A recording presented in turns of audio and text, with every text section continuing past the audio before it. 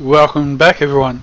So I'm actually taking a quick break from my preparations for Vibrant Ally, and I did some improvements to my mob spawner. So you'll see if you look at the bottom of the spawner that you've got all these lights, which are actually inverted lamps, which are seen here. Now the thing about a inverted lamp is that by default it's on, and when you apply a redstone signal it turns off. So in essence, if something happens to interrupt the redstone signal, and we're just going to demonstrate it here, so you'll see it's on, it's green light, and if we get this redstone torch and we apply it, it turns off. Remove the torch, turns back on. So the default position of the torch is on, basically.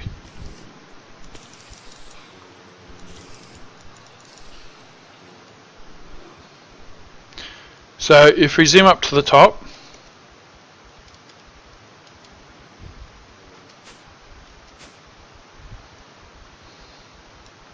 we'll see that I've replaced a large majority of the inside of the tower with dirt, and you've got these spots where the inverted lamps are covered by the quite clear glass.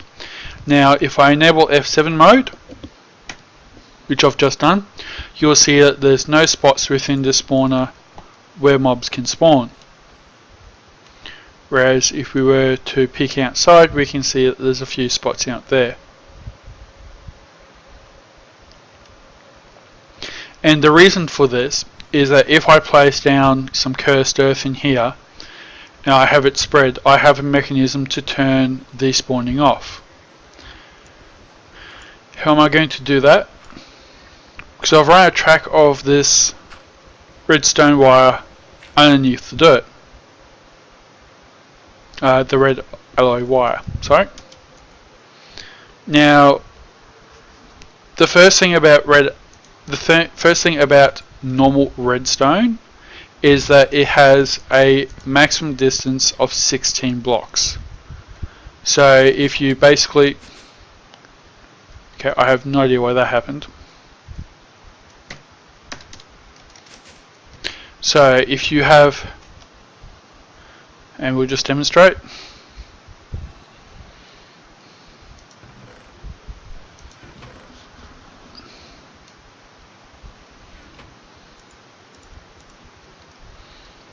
Here's 18 redstone. We're going to lay it out.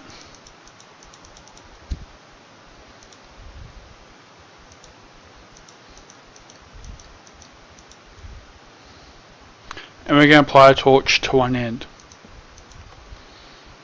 You'll see that here it's power 15, 14, 13, 12, all the way down here to its power 1 and then power 0.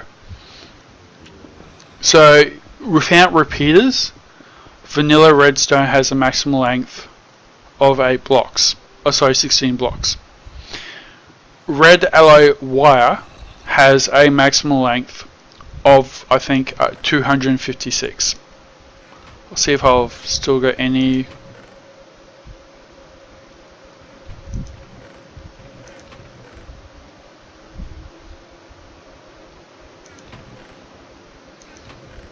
Okay, I'm just going to cheat some in.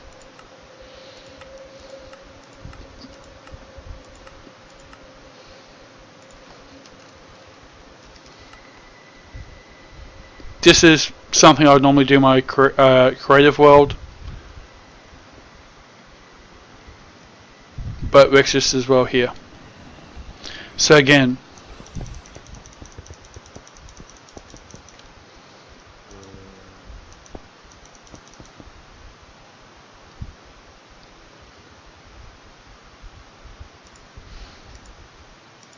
always running out of levers.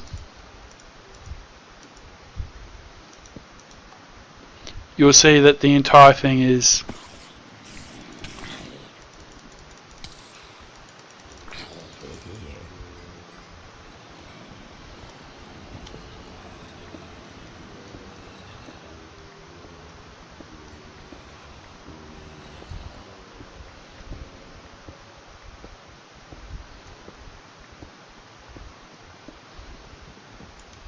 so the second thing about red alloy wire is that it can go up walls. It can go across the ceiling. Redstone can't, normal redstone can't do that.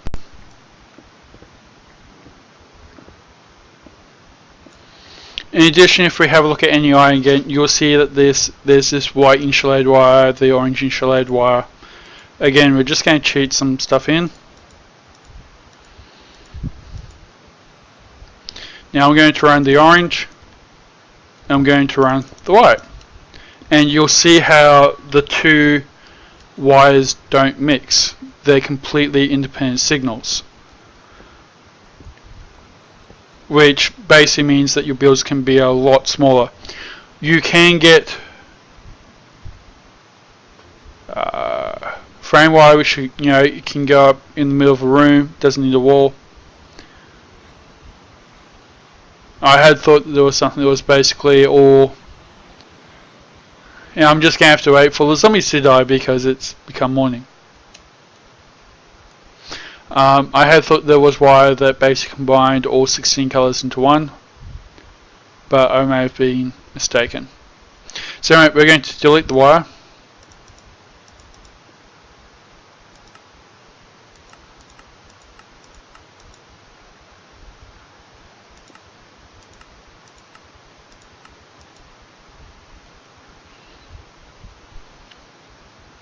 So, and there's a little bit left over.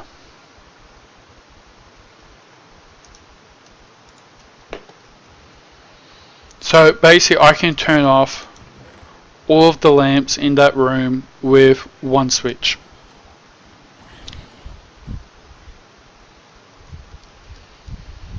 Then what I'm going to do is I'm going to pop back up there.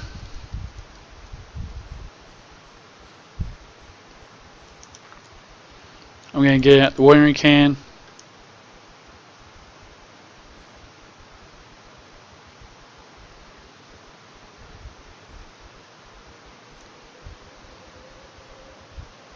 Okay. I had thought I would be able to get to spread using the watering can, but apparently not. So what I'll need to do is basically turn the lights off, let it spread.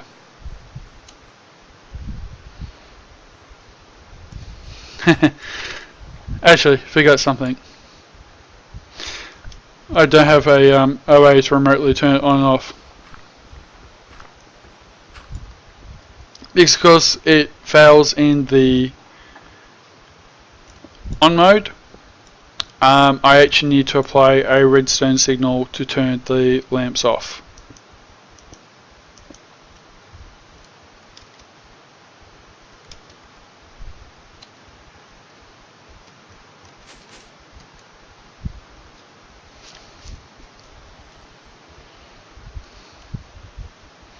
As stuff goes, it is somewhat expensive at this stage. You need 8 pieces of redstone and 1 piece of iron to make a piece of red iron compound.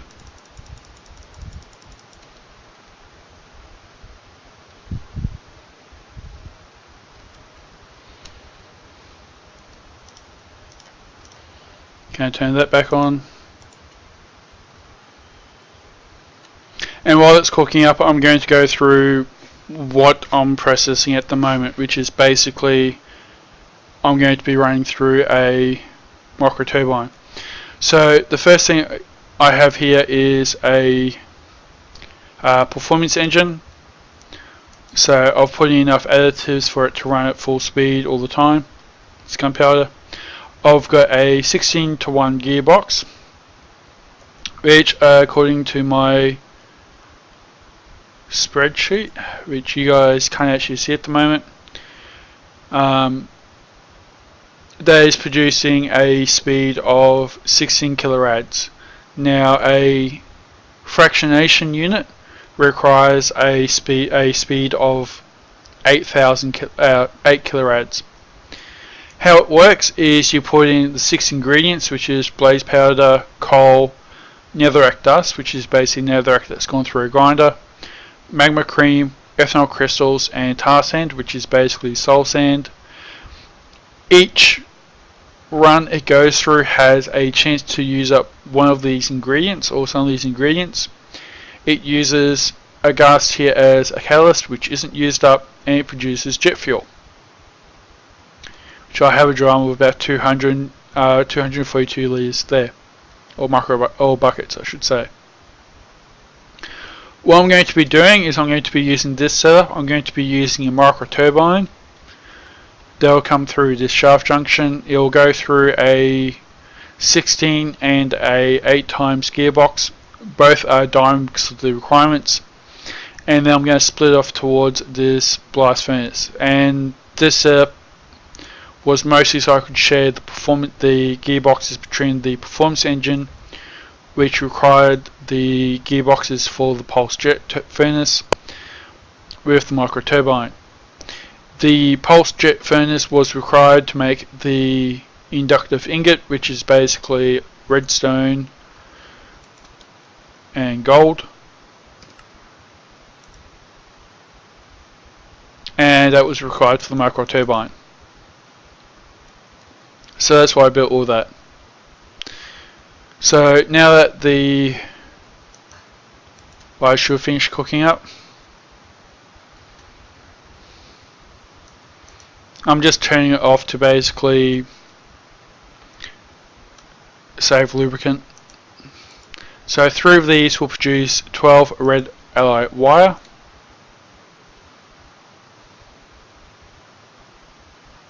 Which, on thinking about it, is quite actually expensive in terms of redstone. I didn't realise just how expensive.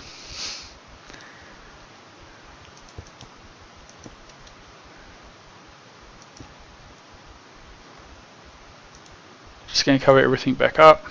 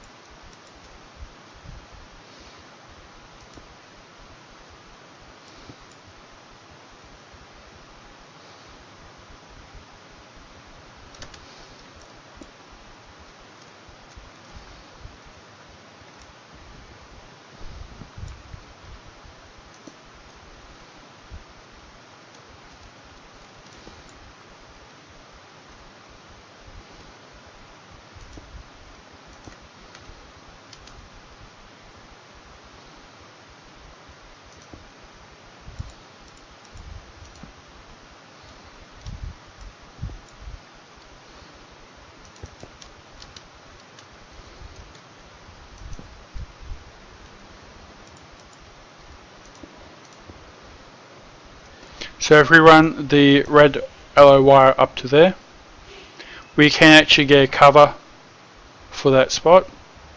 It's not something I'm going to worry about at the moment.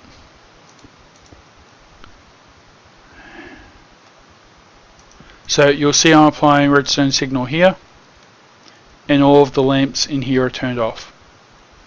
So that cursed earth should start spawning mobs at some stage, which is what we want to happen. In fact, I thought it would be spawning mobs already. This is potentially dangerous.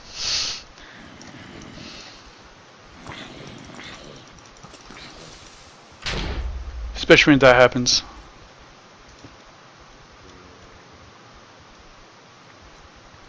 Very much when that happens.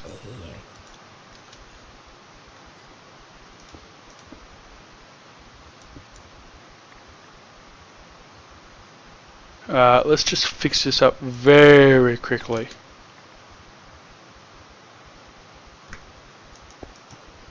So you'll see that when the wire broke, power, the signal to the lamps turned off, and all the lamps came back on,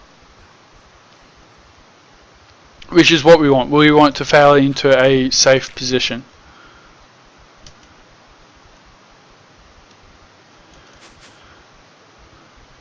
And we're just going to check to see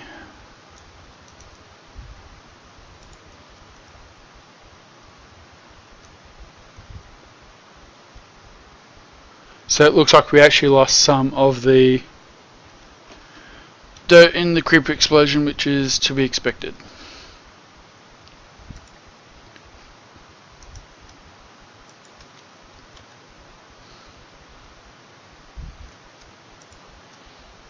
You'll see I'm actually bleeding. That's because I've taken a lot of damage, and that will actually attract zombies.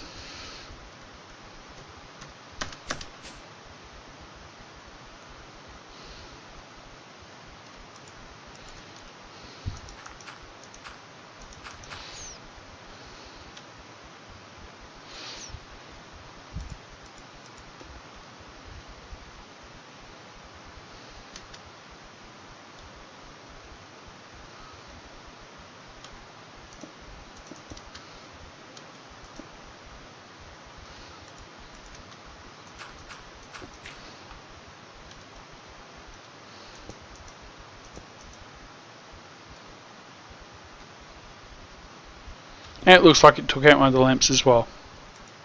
So we're going to put the torch there just to be double safe.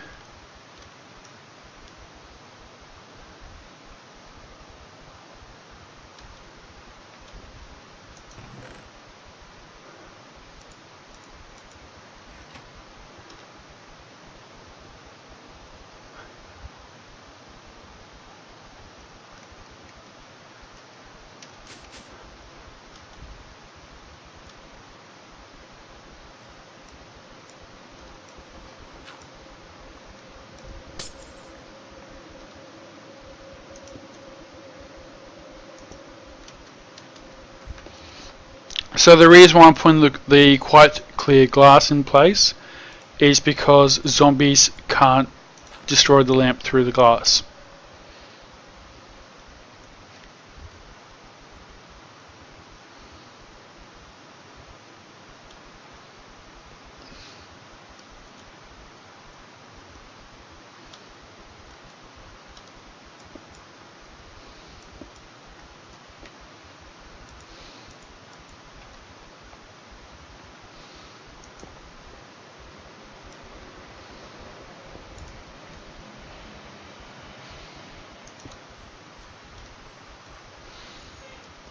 But hey, at least you guys, again, at least you guys learned why we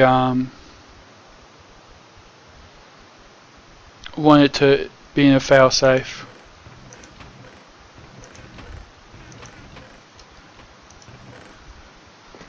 Do I have any fans? No, probably not. Let's just create a whole bunch.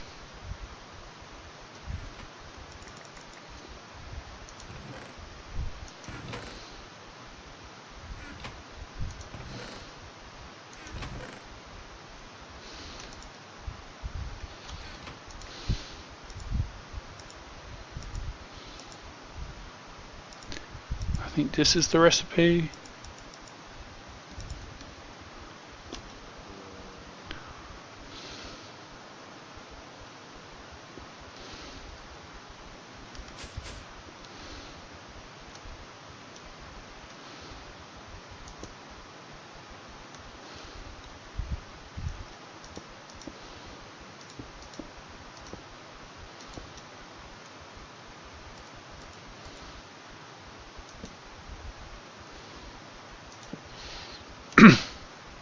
So one thing you'll probably notice is that the actual torches have been off while I've been working on the mob farm, primarily because I didn't want to get pushed in.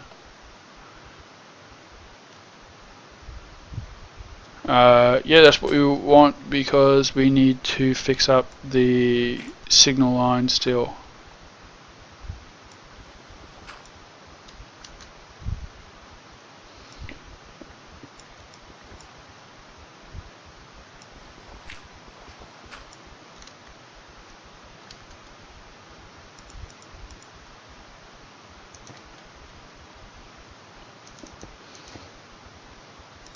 Is there a reason why the inner layer of the outer row of the farm is still stone and not just dirt?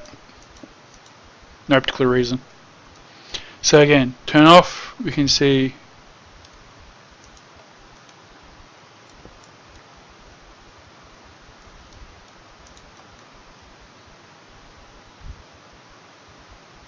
so power's not getting to there or to the rest of there.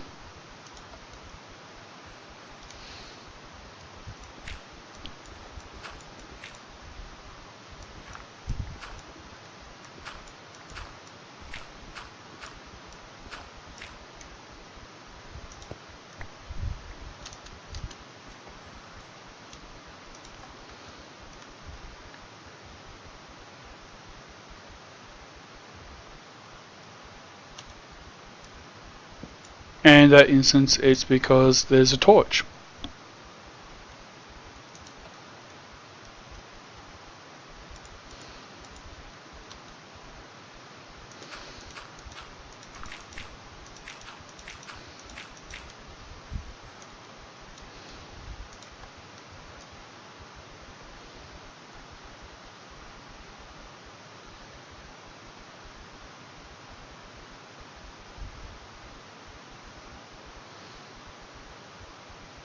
So what I might actually do, because I don't want to provoke another incident where I need to fix things, is I'm just going to leave that as it is, and I'm going to come back and I'm going to check it in a few hours.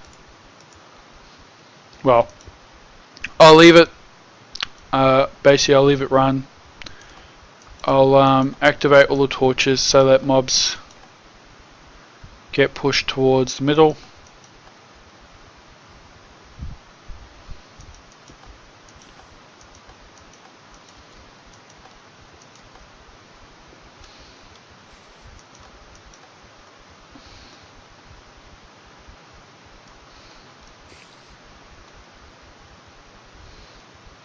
So one thing you'll see is that spot is actually showing the enchant effects. That's because the cursed earth does impart some bonuses to mobs. Is it growing? Can't tell.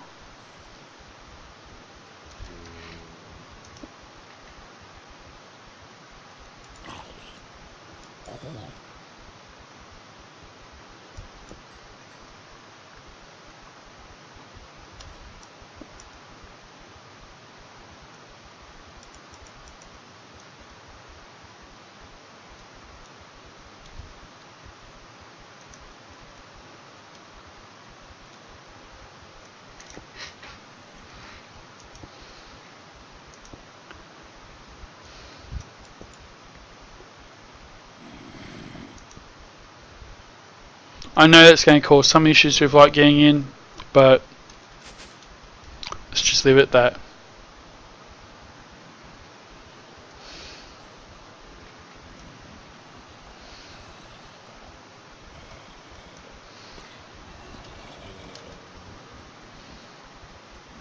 So the new door is actually working quite fine. You can see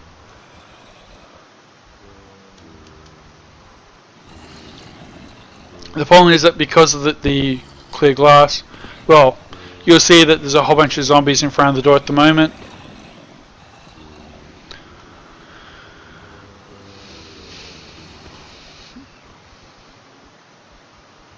But ignoring that, what we're going to do is we're actually going to run this performance engine for a little bit. We want it going towards the output to the north. And we're going to create some Ender.io alloy, energetic alloy. And what we'll do with that is we're going to then convert that into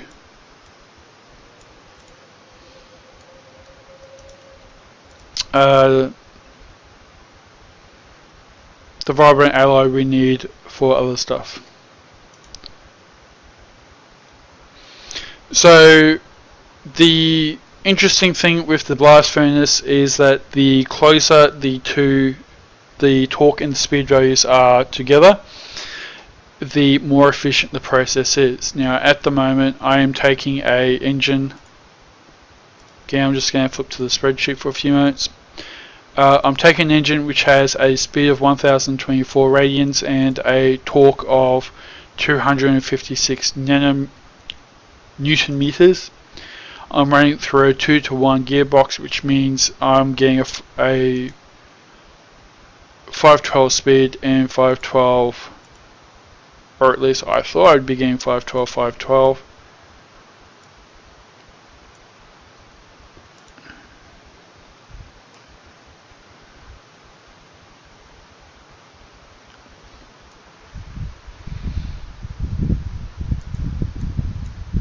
Which I thought would be enough to actually get the blast furnace to 1000 degrees. Apparently not. Now we do actually need to wait for the performance engine to run out of power. The reason is that the shaft junction will merge two engines of two inputs of the same speed value. At the moment we're going to have a speed value of 1024, and then we're going to have a speed value of the micro turbine, which is 131 kilorads.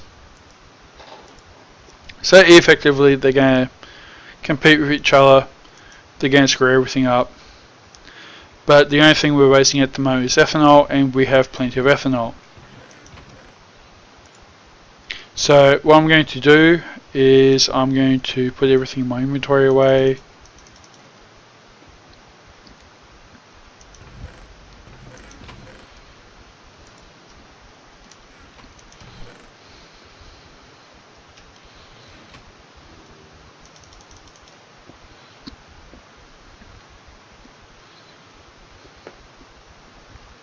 And I'm going to take you back up to the mob tower.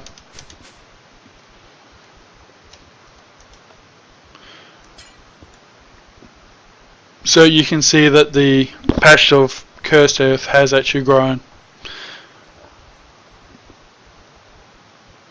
overnight. So again, we're just going to close it up. We're going to let it run. That actually blocked the light a little bit more.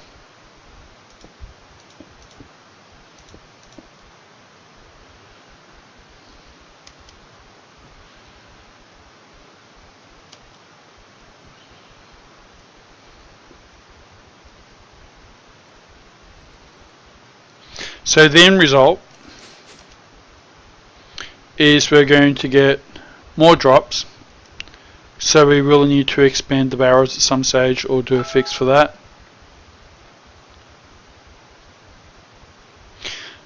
Which reminds me of an enhancement I did to the ethanol production.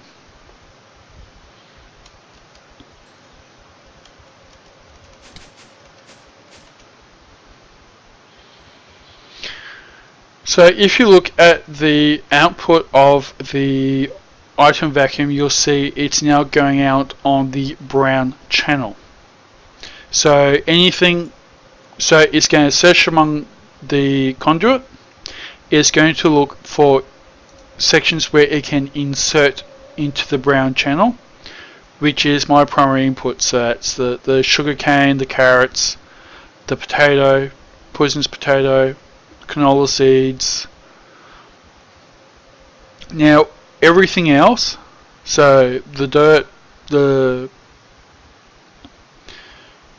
sand, the sugar, the yeast, the sludge, the ethanol crystals, and the canola seed husks, they're all the result of a process.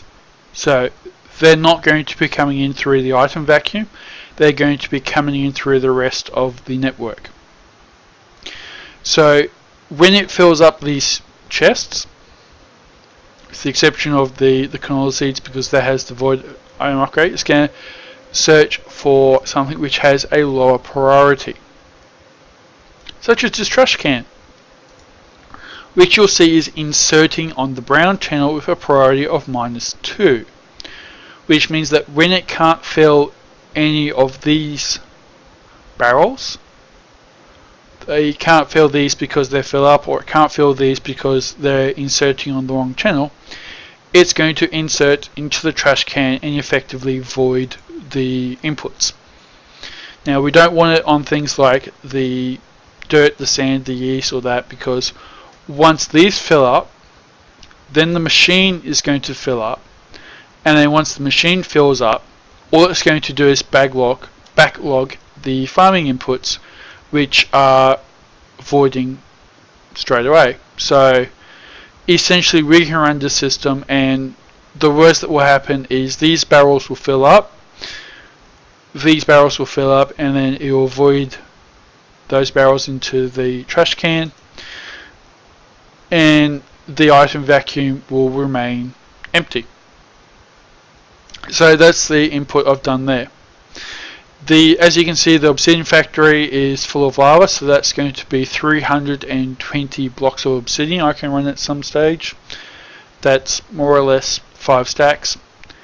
The drum is also filling up. It's got 163 buckets of lava at the moment. You know, if we really want to do, we could switch that lava drum out for another one once it was full. And it's still got plenty of stone. It's essentially got 1,000 buckets worth of stone still in the system. And in fact, what we can do is we can empty our backpack into there, and now we have 1,500 buckets effectively. Well, close to. So what I'm going to do is I'm going to end this episode here. In the next episode, what I'm going to do is I'm going to reset this system for the micro turbine, and then we're going to produce some vibrant alloy, and then we're going to produce some vibrant alloy. Because of the temperatures that we're likely to achieve, we're also going to go for some solarium, which is not spelled how I thought it was.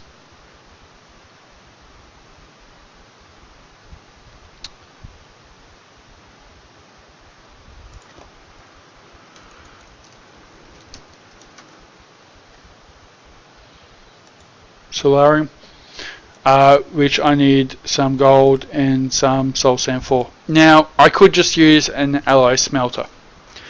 I can plug into my RF network and it will run. It will be fuss free.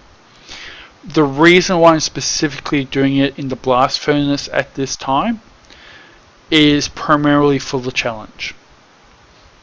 It's just something I'm doing. If you wanted to, you could build the alloy furnace. You could plug it into your RF network through here, put in the gold, put in the soul sand, and it would just work. It wouldn't be the amount of fuss that I'm having to go through for this. Anyway, as I said, I'm going to bring you in on the next episode, which should hopefully be out shortly. And from there we will activate the micro turbine and see how that goes. Thank you for watching.